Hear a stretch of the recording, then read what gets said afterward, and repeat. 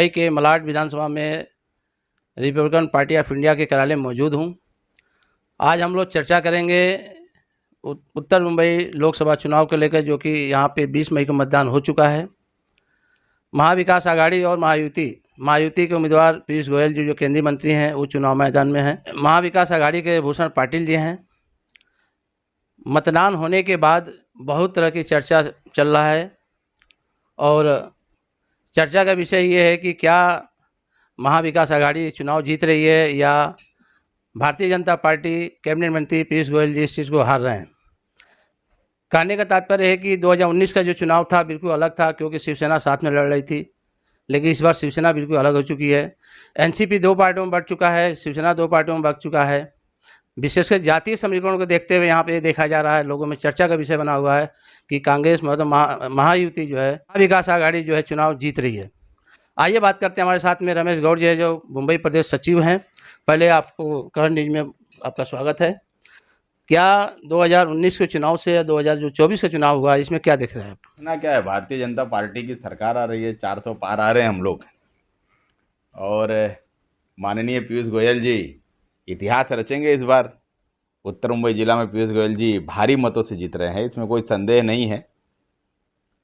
और कहर न्यूज के सभी दर्शकों को मैं बोलूँगा कि 4 जून की आप लोग तैयारी करो, मिठाई अभी से बुक कर दो, पीयूष गोयल जी आ रहे हैं। इसमें जो आप कह रहे हैं शायद 2019 के चुनाव को देख कर कह रहे होंगे, जो कि गोपाल शेट्टी यहाँ के चुनाव लड़े थे, 4,62,000 लमसम वोटों से जीते थे। शायद यही कारण है जो कि आप कह रहे हैं। लेकिन इस बार चुनाव समीकरण बदल चुका है। शिवसेना जो बटी है वो साथ में है, आरपीआई एनसीपी साथ में है। हम बात करेंगे यादव समुदाय के लिए या मुस्लिम समुदाय के लिए, जो कि इस लोकसभा में यादव मुस्लिम समुदाय ज़्यादा है। ऊपर से हम कहेंगे जो आरपीआई भी है, जो आंकड़ा लगाया जा रहा है, आरपीआई के भी 80% वोट कांग्रेस को ही गया है। कहना यह है कि जो विधानसभा मलाड की बात करेंगे तो यहाँ पे हमेशा एमएलए रहा है कांग्रेस का, और यहाँ पे वोटिंग जो हुई है ज़्यादा कांग्रेस की हुई है। कांदीवली में 3 वार्ड डिस्टर्ब हुए हैं, वो मैं ओपन नहीं करूँगा कौन सा वार्ड है। दहिसर बोरीवली, दहिसर में खुद भूषण पार्टी स्थानीय नेता हैं, वहाँ विनोद गोसालकर जी हैं। बस्ता है बोरीवली में भी यादव हैं, वहाँ पे मुस्लिम समाज के लोग हैं। मामला ये फंसता दिख रहा है कि जातीय समीकरण मामला फंस रहा है। इसके बारे में आपका क्या दृष्टिकोण है?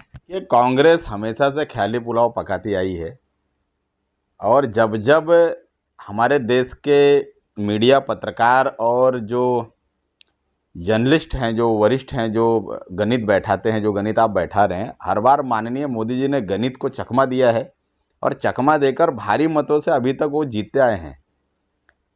इस बार पूरे देश की जो अपक्ष है वह सिर्फ इस पे लगी हुई कि मोदी जी 400 पार ना जाएं। उनको ये समझ में नहीं आया कि मोदी जी ने उनको उलझा दिया है पहले ही 400 पार का नारा देके। सरकार कांग्रेस की बने, महाविकास आघाड़ी की बने, ये कभी महाविकास आघाड़ी ने सोचा ही नहीं है। उन्होंने ये सोचा है कि 400 पार ना जाएं। ये 400 पार के चक्कर में यह लोग बुरी तरह हारेंगे, फिर से कमल खिलेगा। अभी कीचड़ है, दलदल हो रहा है। और रहा बात जो आपने बोला कि मुसलमान वोटर हैं, यादव वोटर हैं, ऐसे उत्तर मुंबई जिला उत्तर भारतीयों का गढ़ माना जाता है, तो कांग्रेस ने भी कोई उत्तर भारतीय कैंडिडेट नहीं दिया है देखा जाए तो।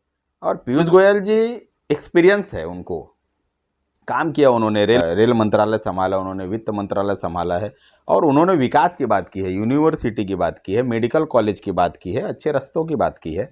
उन्होंने कोई जाति पात नहीं किया कि हम जाति के आधार पे हम टेंडर पास करेंगे, जाति के आधार पे हम रिजल्ट देंगे। तो जाति पात अपनी जगह है। और मोदी जी ने बताया, कल परसों की बात है, उन्होंने आपके अदालत में मोदी जी आए थे, 9,000 जैसी संस्थानों से एसटी एससी के लोगों का उन्होंने जगहों से आरक्षण खत्म करके उन्होंने माइनॉरिटीज़ को दे दिया है। तो ऐसा नहीं है, मुसलमानों के साथ कांग्रेस न्याय करती है, मुसलमानों को ठगने का काम करती है। उत्तर भारतीयों को कांग्रेस के राज में ही उनको मारने, पीटने और भगाने का कार्य किया गया था। जब से भाजपा की सरकार इस राज्य में है, तब से उत्तर भारतीय उत्तर मुंबई जिले में, पूरे महाराष्ट्र में स्वाभिमान के साथ, सम्मान के साथ जी रहा है। और इस बार फिर से मैं रिपीट करना चाहूँगा, ये सारे गणित के धरे रह जाएंगे, और माननीय पीयूष गोयल जी इस बार भारी मतों से कम 6 लाख प्लस वोट से वो जीतेंगे। वोटिंग थोड़ी कम हुई है इस बार, लेकिन फिर भी पीयूष गोयल जी जीत रहे हैं। आपका विश्वास चलिए ठीक है, लेकिन अभी भी जो लोगों का कहना है कि केंद्र में बीजेपी बनेगी, लेकिन उत्तर मुंबई में कांग्रेस आ रही है, क्योंकि ये भी लोगों को मालूम है केंद्र में बीजेपी आ रही है, इसको नकारा नहीं जा सकता है। नहीं नहीं, केंद्र में बीजेपी आ रही है।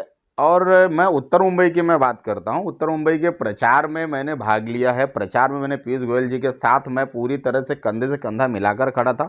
निस्वार्थ भाव से सभी, हमारी पार्टी जो है वो पैसे की भूखी नहीं है, हमारे लोग सम्मान के भूखे हैं।